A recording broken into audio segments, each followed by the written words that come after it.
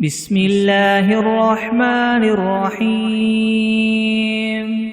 الحمد لله الذي أنزل على عبده الكتاب ولم يجعل له عوجا قيما لينذر بأسا شديدا من لدنه ويبشر المؤمنين الذين يعملون الصالحات أن لهم أجرا حسنا ماكثين فيه أبدا وينذر الذين قالوا اتخذ الله ولدا ما لهم به من علم ولا لآبائهم كبرت كلمة تخرج من أفواههم إن يقولون إلا كذبا فلعلك باخع نفسك على آثارهم إن لم يؤمنوا بهذا الحديث أسفا إنا جعلنا ما على الأرض زينة لها لنبلوهم أيهم أحسن عملا وإنا لجاعلون ما عليها سعيدا جرزا أم حسبت أن أصحاب الكهف والرقيم كانوا من آياتنا عجبا إذ أوى الفتية إلى الكهف فقالوا ربنا آتنا من لدنك رحمة وهيئ لنا من أمرنا رشدا فضربنا على آذانهم في الكهف سنين عددا ثم بعثناهم لنعلم أي الحزبين أحصى لما لبثوا ومدى نحن نقص عليك نبأهم بالحق إنهم فتية آمنوا بربهم وزدناهم هدى وربطنا على قلوبهم إذ قاموا فقالوا ربنا رب السماوات والأرض لن ندعو من دونه إلها لقد قلنا إذا شططا هؤلاء قوم اتخذوا من دونه آلهة لولا يأتون عليهم بسلطان بين فمن أظلم ممن افترى على الله كذبا وإذ اعتزلتموهم وما يعبدون إلا الله فأووا إلى الكهف ينشر لكم ربكم من رحمته ويهيئ لكم من أمركم مرفقا وترى الشمس إذا طلعت تزاور عن كهفهم ذات اليمين وإذا غربت تقرضهم ذات الشمال وهم في فجوة منه ذلك من آيات الله من يهد الله فهو المهتد ومن يضلل فلن تجد له وليا مرشدا وتحسبهم أيقاظا وهم ركود ونقلبهم ذات اليمين وذات الشمال وقلبهم باسط ذراعيه بالوصيد لو اطلعت عليهم لوليت منهم فرارا ولملئت منهم رعبا وكذلك بعثناهم ليتساءلوا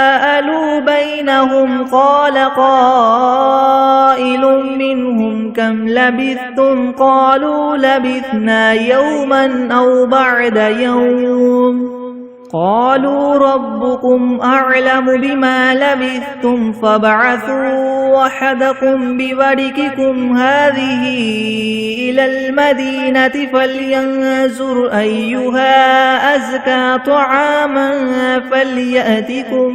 طعاما فليأتكم برزق منه وليتلطف ولا يشعرن بكم أحدا إنهم إن يظهروا عليكم يرجموكم أو يعيدوكم في ملتهم ولن تفلحوا إذا أبدا وكذلك أعثرنا عليهم ليعلموا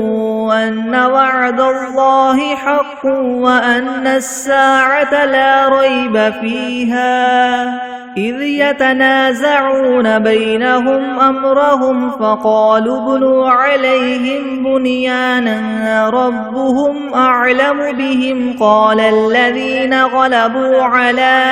أمرهم لنتخذن عليهم مسجدا سيقولون ثلاثة رابعهم كلبهم ويقولون خمسة سادسهم كلبهم رجما بالغيب ويقولون سبعة وثامنهم كلبهم قل ربي أعلم بعدتهم ما يعلمهم إلا قليل فلا تمار فيهم إلا مراء ظاهرا ولا تستفت فيهم منهم أحدا ولا تقولن لشيء إني فاعل ذلك غدا إلا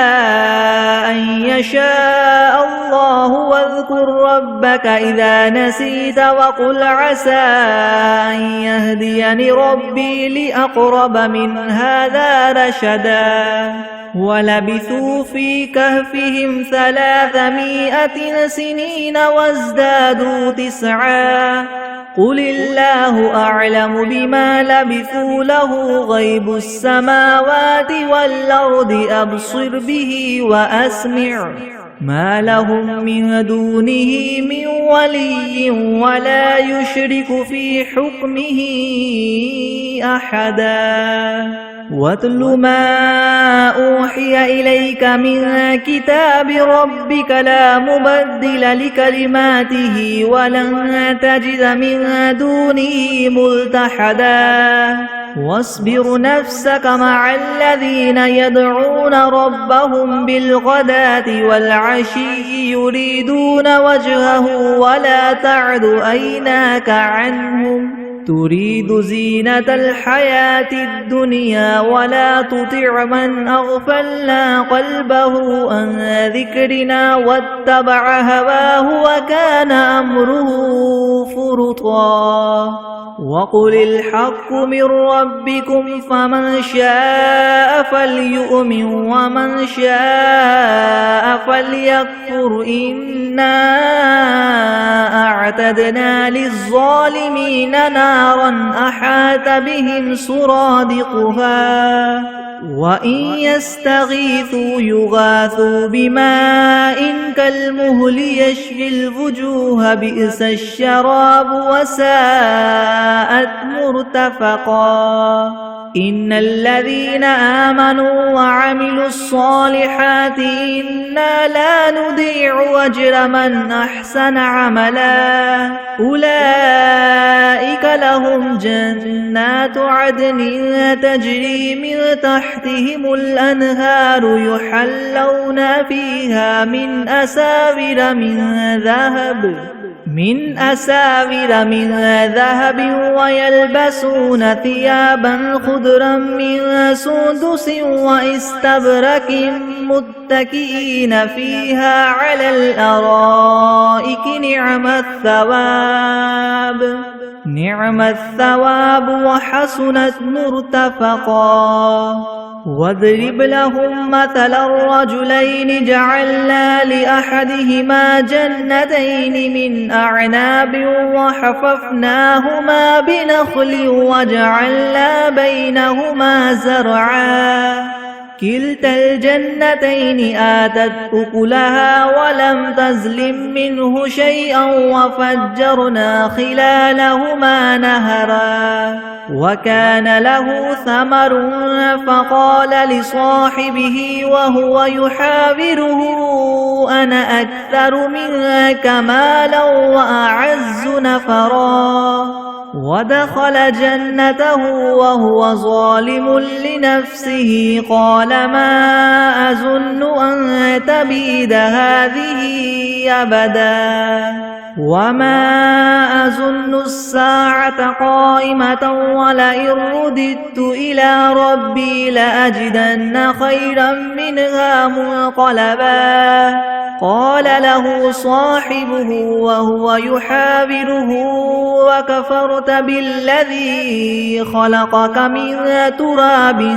ثم من نطفة ثم سواك رجلا لكن هو الله ربي ولا أشرك بربي أحدا ولولا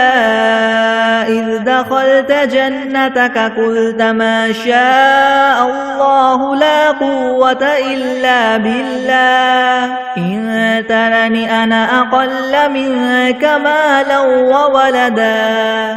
فعسى ربي أن يؤتيني خيرا من جنتك ويرسل عليها حسبانا من السماء فتصبح سعيدا زلقا أو يصبح ماؤها غورا فلن تستطيع له طلبا وأحيط بثمره فأصبح يكلب كفيه على ما أنفق فيها وهي خاوية على عروشها ويقول يا ليتني لم أشرك بربي أحدا ولم تكن له فئة ينصرونه من دون الله وما كان منتصرا هنالك الولاية لله الحق هو خير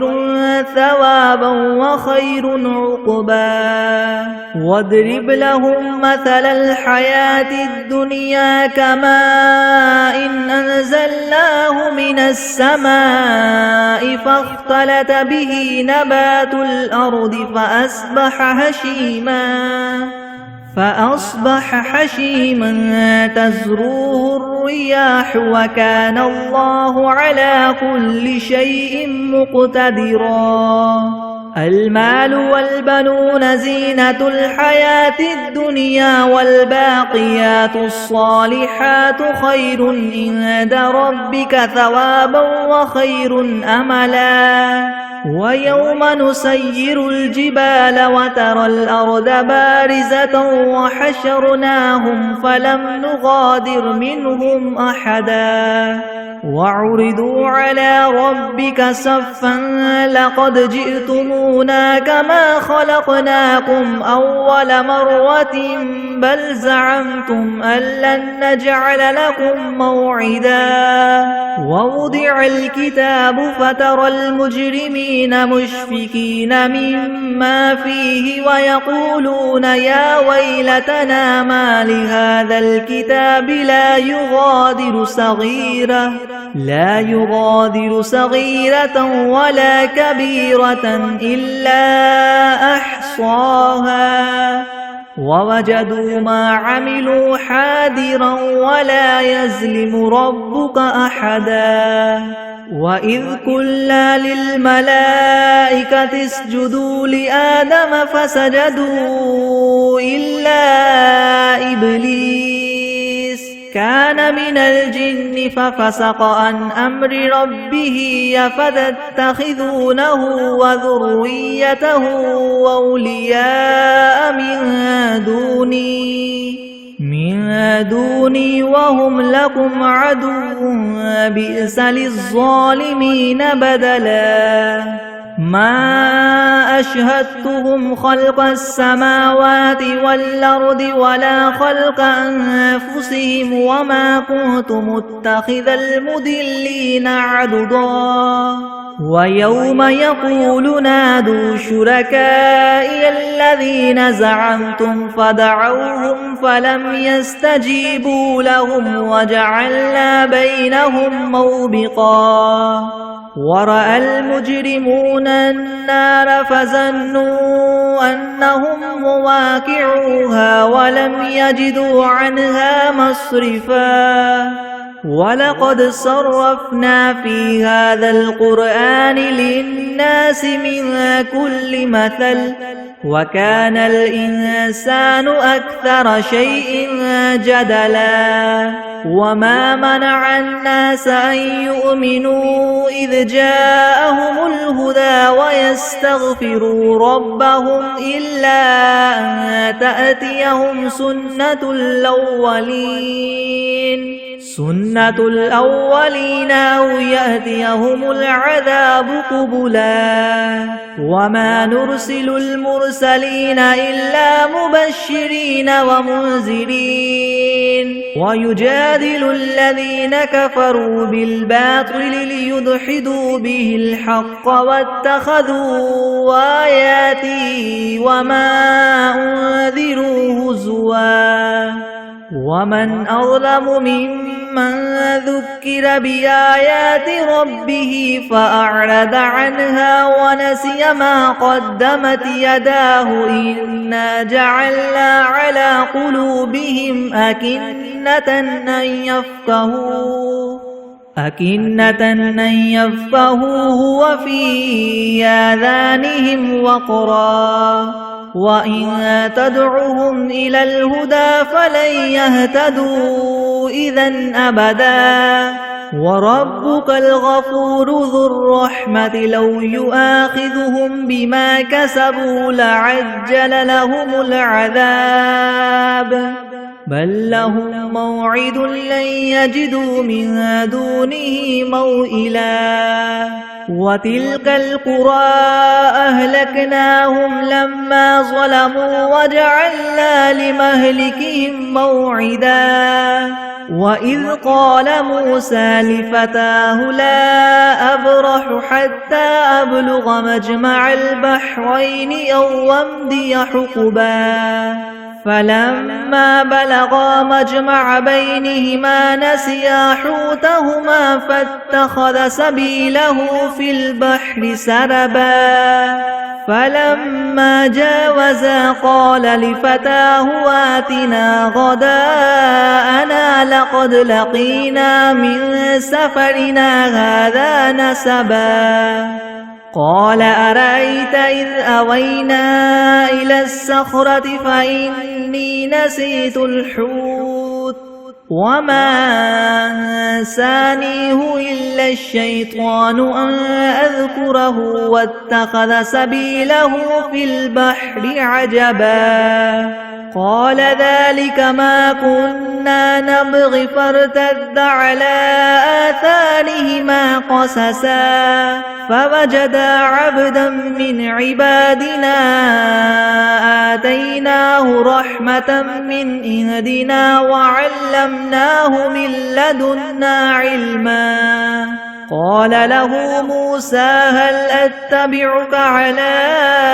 أن تعلمني مما علمت رشدا قال إنك لن تستطيع معي صبرا وكيف تصبر على ما لم تحط به خبرا قال ستجدني إن شاء الله صابرا ولا أعصي لك أمرا قال فإن اتبعتني فلا تسألني عن شيء حتى أحدث لك منه ذكرا فانطلقا حتى إذا ركبا في السفينة غرقها قال أخرقتها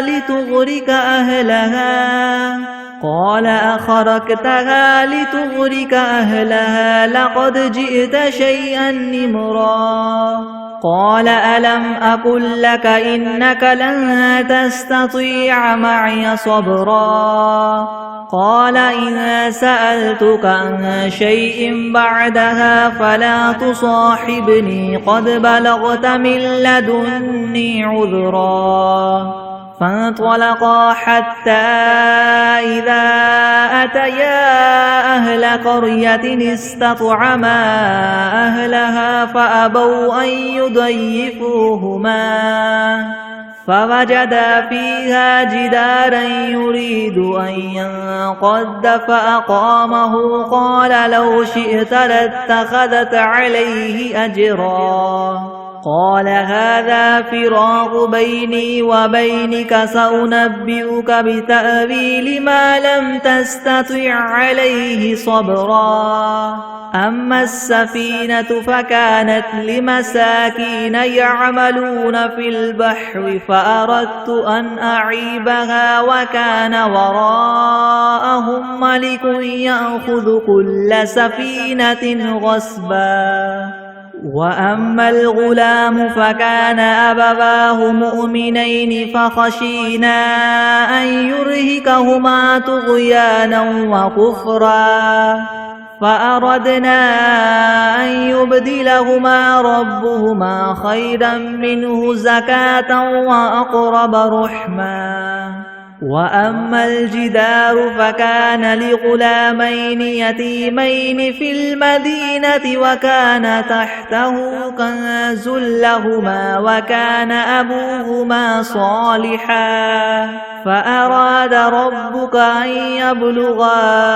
أشدهما ويستخرجا كنزهما رحمة من ربك وما فعلته عن أمري ذلك تأويل ما لم تستطع عليه صبرا ويسألونك عن ذي القرنين قل سأتلو عليكم منه ذكرا إنا مكنا له في الأرض وآتيناه من كل شيء سببا فأتبع سببا حتى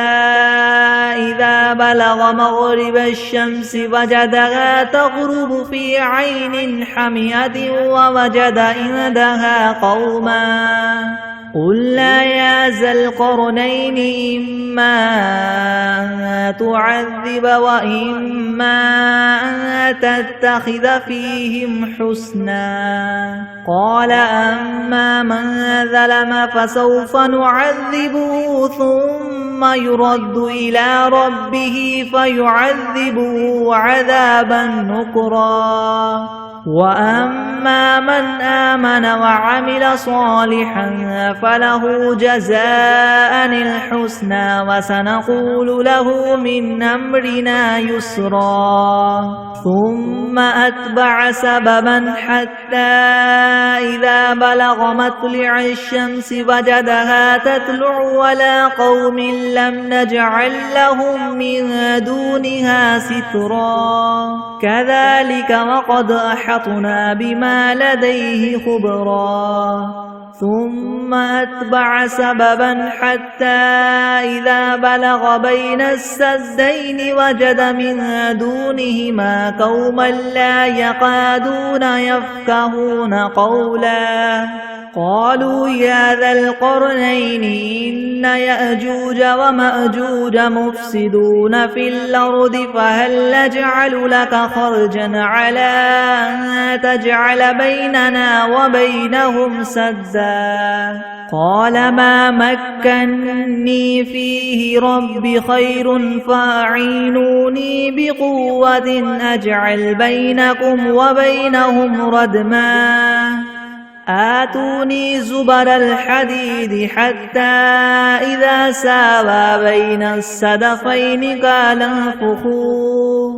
حتى إذا جعله نارا قال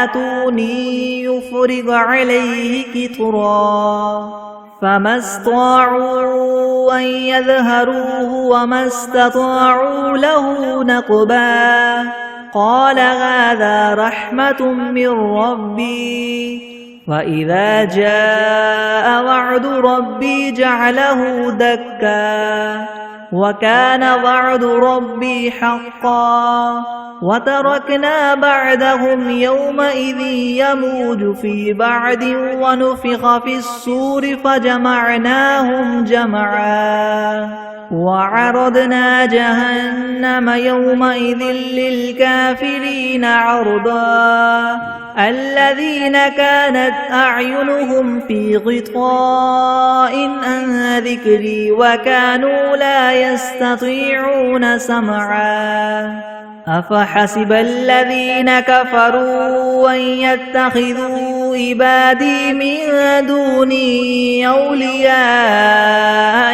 إنا أعتدنا جهنم للكافرين نزلا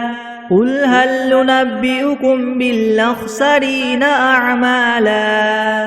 الذين ضل سعيهم في الحياة الدنيا وهم يحسبون أنهم يحسنون صنعا أولئك الذين كفروا بآيات ربهم ولقائه فحبطت أعمالهم فلا نقيم لهم يوم القيامة وزنا ذلك جزاؤهم جهنم بما كفروا واتخذوا آياتي ورسلي هزوا إن الذين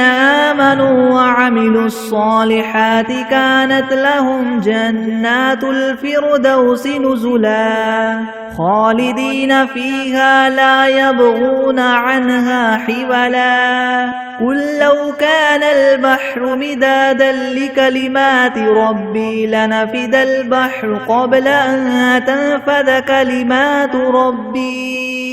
كلمات ربي ولو جئنا بمثله مددا قل إنما أنا بشر مثلكم يوحى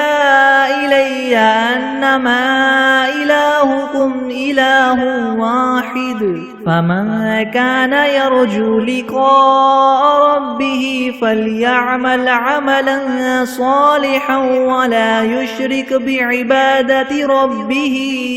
أحدا بسم الله الرحمن الرحيم الرحمن علم القرآن خلق الإنسان علمه البيان الشمس والقمر بحسبان والنجم والشجر يسجدان والسماء رفعها ووضع الميزان ألا تطغوا في الميزان وأقيموا الوزن بالقسط ولا تخسروا الميزان والأرض وضعها للأنام فيها فاكهة والنخل ذات الأكمام والحب ذو العصف والريحان فبأي آلاء ربكما تكذبان خلق الإنسان من صلصال كالفخار وخلق الجان من مارج من نار فبأي آلاء ربكما تكذبان رب المشرقين ورب المغربين فبأي آلاء ربكما تكذبان مرج البحرين يلتقيان بينهما برزخ لا يبغيان فبأي آلاء ربكما تكذبان يخرج منهما اللؤلؤ والمرجان فبأي آلاء ربكما تكذبان وله الجوار المنشآت في البحر كالأعلام فبأي آلاء ربكما تكذبان كل من عليها فان ويبقى وجه ربك ذو الجلال والإكرام فبأي آلاء ربكما تكذبان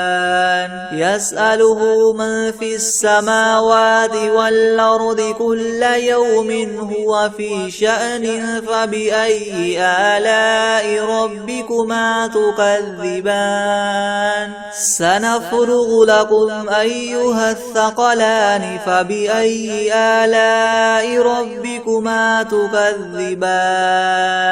يا معشر الجن والإنس إن استطعتم أن تنفذوا من أقطار السماوات والأرض فانفذوا لا تنفذون إلا بسلطان فبأي آلاء ربكما تكذبان يرسل عليكما شواظ من نار ونحاس فلا تنتصران فبأي آلاء ربكما تكذبان فإذا انشقت السماء فكانت وردة كالدهان فبأي آلاء ربكما تكذبان فيومئذ لا يسأل عن ذنبه إنس ولا جان فبأي آلاء ربكما تكذبان يعرف المجرمون بسيماهم فيؤخذ بالنواصي والأقدام فبأي آلاء ربكما تكذبان هذه جهنم التي يكذب بها المجرمون يطوفون بينها وبين حميم آن فبأي آلاء ربكما تكذبان ولمن خاف مقام ربه جنتان فبأي آلاء ربكما تكذبان ذواتا أفنان فبأي آلاء ربكما تكذبان فيهما عينان تجريان فبأي آلاء ربكما تكذبان فيهما من كل فاكهة زوجان فبأي آلاء ربكما تكذبان متكئين على فرش بطائنها من استبرق وجنى الجنتين دان فبأي آلاء ربكما تكذبان فيهن قاصرات الطرف لم يطمثهن إنس قبلهم ولا جان فبأي آلاء ربكما تكذبان كأنهن الياقوت والمرجان فبأي آلاء ربكما تكذبان هل جزاء الإحسان إلا الإحسان فبأي آلاء ربكما تكذبان ومن دونهما جنتان فبأي آلاء ربكما تكذبان مدهامتان فبأي آلاء ربكما تكذبان فيهما عينان نضاختان فبأي آلاء ربكما تكذبان فيهما فاكهة ونخل ورمان فبأي آلاء ربكما تكذبان فيهن خيرات حسان فبأي آلاء ربكما تكذبان حور مقصورات في الخيام فبأي آلاء ربكما تكذبان لم يطمثهن إنس قبلهم ولا جان فبأي آلاء ربكما تكذبان متكئين على رفرف خضر وعبقري حسان فبأي آلاء ربكما تكذبان تبارك اسم ربك ذي الجلال والإكرام بسم الله الرحمن الرحيم عما يتساءلون عن النبأ العظيم الذي هم فيه مختلفون كلا سيعلمون ثم كلا سيعلمون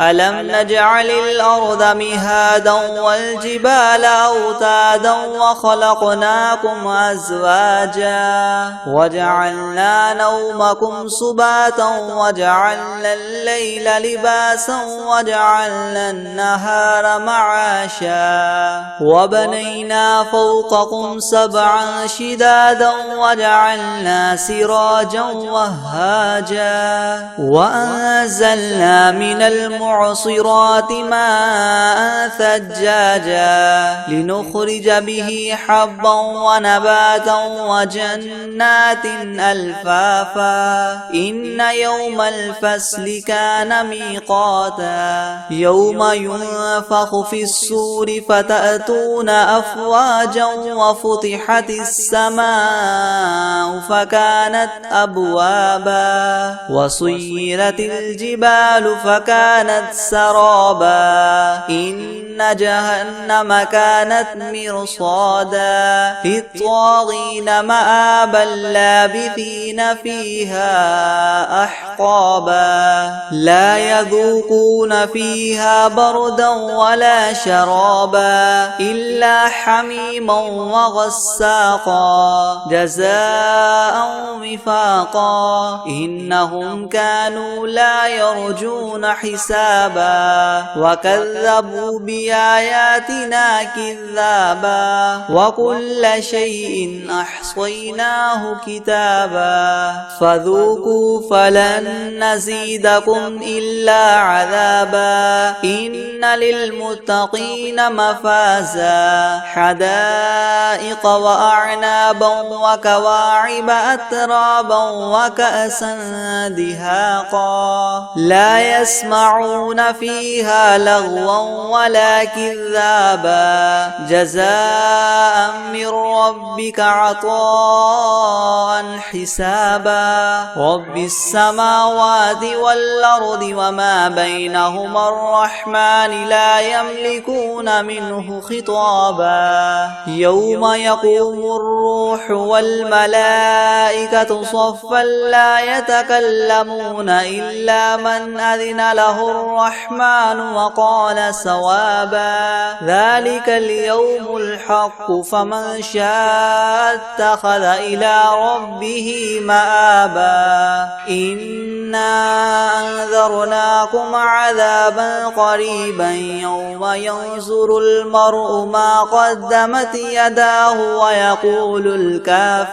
ويقول الكافر يا ليتني كنت ترابا بسم الله الرحمن الرحيم قل يا أيها الكافرون لا أعبد ما تعبدون ولا أنتم عابدون ما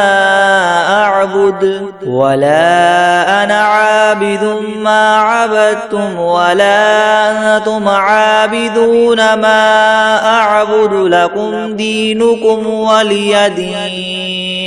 بسم الله الرحمن الرحيم قل هو الله أحد الله الصمد لم يلد ولم يولد ولم يكن له كفوا أحد بسم الله الرحمن الرحيم قل أعوذ برب الناس ملك الناس إله الناس من شر الوسواس الخناس الذي يوسوس في صدور الناس من الجنة والناس